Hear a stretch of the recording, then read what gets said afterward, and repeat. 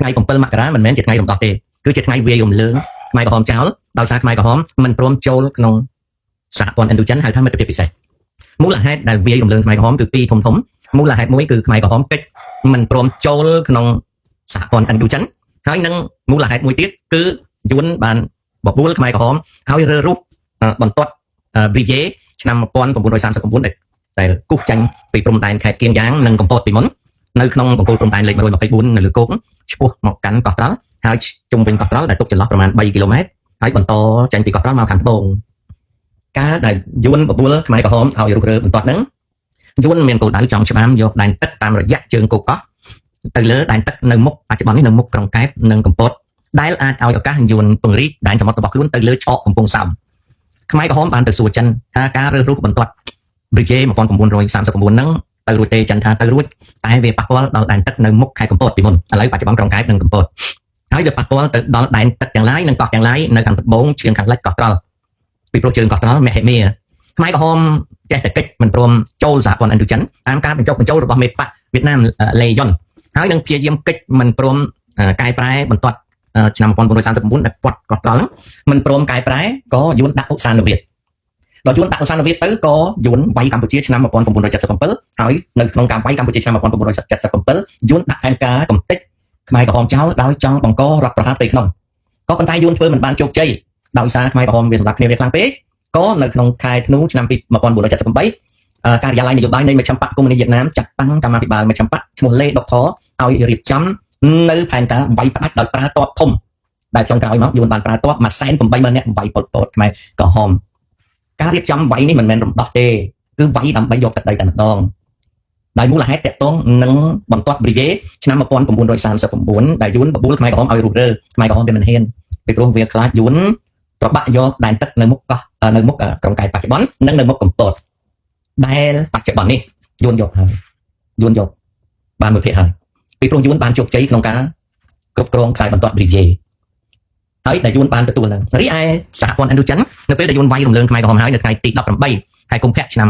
1979យួនផាំយ៉ាងដុងបានមកកាន់ប្រទេសកម្ពុជាឲ្យហេងសំរិនដែលជាមនុស្សល្ងងខ្លៅនោះចុះហត្ថលេខាលើសន្ធិសញ្ញានឹងរួចបាត់ទៅហើយដែលសន្ធិសញ្ញានឹងមានសុពលភាព25ឆ្នាំហើយបន្ត10ឆ្នាំម្ដងជាស្វ័យប្រវត្តិរហូតដល់បច្ចុប្បន្ននេះនោះគឺជាសន្ធិសញ្ញាមិត្តភាពពិសេសជាក្របខ័ណ្ឌសហព័ន្ធឥណ្ឌូចិនរីឯបន្ទាត់ប៊ីយេ1939យួនបានឲ្យហ៊ុនសែនចុះហត្ថលេខាបង្កើតដែនទឹកប្រវត្តិសាស្ត្រនៅថ្ងៃ7ខែកក្កដាឆ្នាំ1982ហើយបញ្ជាក់ប្រាប់ហ៊ុនសែនហើយលំរិនជាសិនថាបណ្ដាកោះទាំងឡាយណា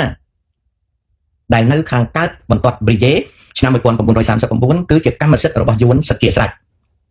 ក្រោយហ៊ុនសែនចុះហត្ថលេខាថ្ងៃទី7ខែកក្កដាឆ្នាំ1982កោះដែលនៅខាងកើតខ្សែបន្ទាត់ប៊ីយេគឺផ្ដាច់មុខជាកម្មសិទ្ធិរបស់យួនមិនត្រឹមតែប៉ុណ្្នឹងទេនៅខាងត្បូងកោះត្រល់ខាងលិចបន្ទាត់ប៊ីយេដែនទឹកនោះប្រមាណជា5ទៅ7,000គីឡូម៉ែត្រកន្លះដែលយកមុំពីកោះត្រល់មកខាងត្បូងដល់កោះអាចសេះកោះពូលវ៉ៃប្រមាណជា5ទៅ6,000គីឡូម៉ែត្រកន្លះដែនទឹកនៅមុខនោះយួនកំពុងច្បាមយកសពថ្ងៃរីឯដែនទឹកខាងត្បូងកោះត្រល់មកកាន់កោះថូជោតែជាមុំមកខាងទៀតនៅខាងកើតខ្សែបន្ទាត់ប៊ីយេយួនយកដាច់ដោយហេតុនេះហើយចាស់ពីឆ្នាំ72 82មកយួនបានយកដែនទឹកនៃខ្ពង់រាបសមុទ្រខ្មែរអស់30,000គីឡូម៉ែត្រកន្លះហើយនៅសល់6,000ទៅ7,000គីឡូម៉ែត្រកន្លះបូកនឹងដែនទឹកនៅមុខក្រុងកែបហើយនឹងដែនទឹកនៅមុខកំពតដែលមិនទាន់យកដាច់ទេបូកសរុបទៅប្រហែលជា10,000គីឡូម៉ែត្រកន្លះទៀតតែយួនកំពុងតែអង្គៀមហើយដោយសារអស់ពីហេងសំរិនហើយនឹងជាសិនទៅហ៊ុនសែនគាត់ជាអ្នកកាន់អំណាចចុងក្រោយហើយហត្ថលេខារបស់គាត់ថ្ងៃ7កក្កដាឆ្នាំ1982ជាហត្ថលេខា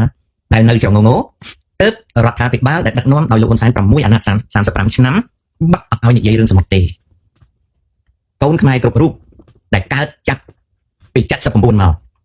គ្មានដឹងអ្វីក៏តែសោះអំពីដែនសមុទ្រនេះតែបច្ចុប្បន្នខ្មែរ19លានអ្នកបូកនឹងខ្មែររាប់លានអ្នកនៅក្រៅប្រទេសអត់មានអ្នកណាដឹងរឿងហ្នឹងទេ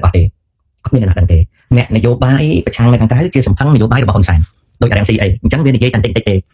ខ្ញុំបានជួបអ្នកនិយាយពីរឿងព្រំដែននៅក្រៅខ្ញុំឯងសួរគឺអត់មានអ្នកណាដឹងទេអ្នកដែលដឹងរឿងព្រំដែនស្លាប់ចិត្តអស់ហើយពួកគាត់ចាស់អស់ហើយចំណែកក្មេងៗដែលនៅគ្រាន់តែចេះនិយាយទេតែអត់ដឹងរឿងព្រំដែនទេដូច្នេះរឿងព្រំដែនគឺអាស្រ័យទៅលើចៅហើយតិចទៀតទៅហើយអញ្ចឹងចៅបើដឹងក៏ដឹងបើមិនដឹងទេអោផ្កាយលើមេឃផ្កាយខ្ពស់អាណៃផ្កាយដងកន្ទួយតែប៉ុណ្ណឹងនេះគឺជាចម្រៀងដែលយួនគេប្រាប់មកអញ្ចឹងហើយ ពាក្យថាស្អប់យួនស្អប់អីនេះអត់ត្រូវទេ no good ពាក្យដែលត្រូវគឺរៀនសូត្រឲ្យចេះដឹងខិតខំចងក្រងនៅឯកសារក្បួនខ្នាតក៏ប៉ុន្តែអ្នកនយោបាយខ្លះចូលចិត្តបំពុលចៅឲ្យស្អប់យួនកុំស្អប់យួនជាមួយយើងគឺជាញាតិចិត្តខាងអ្វីដែលយើងដោះស្រាយគឺបញ្ហាទឹកដីសប្តាហ៍ក៏មានការប៉ះទង្គិចជាមួយសៀមហ្នឹងគឺយើងនាំគ្នាស្អប់ no hate is not way to address problem so hate is not good hate is bad love is good love វាជួយឲ្យយើងមានការចេះដឹងអញ្ចឹងរឿងទឹកដីលោកហ៊ុនសែន6អាណត្តិ5 6ដងណា5 6ដងណាគឺ30ឆ្នាំចឹង6ដល់30គឺ30ឆ្នាំរហូតដល់ឥឡូវនេះ35ឆ្នាំគឺអត់ឲ្យដឹងទេនេះជារឿង7មករាដែលគេបោកភូតក្មេងៗឲ្យចាត់ទុកថាជាថ្ងៃរួចជីវិតអត់ទេវាមិនមែនជាថ្ងៃរួចជីវិតទេពីព្រោះគោលដៅរបស់យួនវាយយកទឹកដីកម្ពុជាគឺកាន់កាប់ក៏ប៉ុន្តែដោយសារការនោះសង្គ្រាមត្រជាក់លោកសេរីក៏ច្របាច់កយួនឲ្យខ្ជាក់កម្ពុជាមកវិញហើយហ៊ុនសែនក៏និយាយថាមកពីគាត់វាមិនមែនមកពីគាត់ទេបើគ្មានការតស៊ូនៅតាមព្រំដែនដែលធ្វើឲ្យស្គៀបរមាស់ក្តៅក្រហាយហើយគ្មានអន្តរជាតិលោកសេរីច្របាច់កយួននិងច្របាច់ករុស្ស៊ីទេយួនមិនខ្ជាក់កម្ពុជាមកវិញទេលោកហ៊ុនសែនគ្រាន់តែជាឧបករណ៍នយោបាយរបស់យួនហើយឥឡូវនេះគេបានកែប្រែប្រវត្តិសាស្ត្រគេថាលោកហ៊ុនសែនជាអ្នកនាំមកនៅអ្វីៗរហូតដល់គេបន្លប់ថាលោកហ៊ុនសែនជាអ្នកបង្កើតកិច្ចព្រមព្រៀងទីក្រុងប៉ារី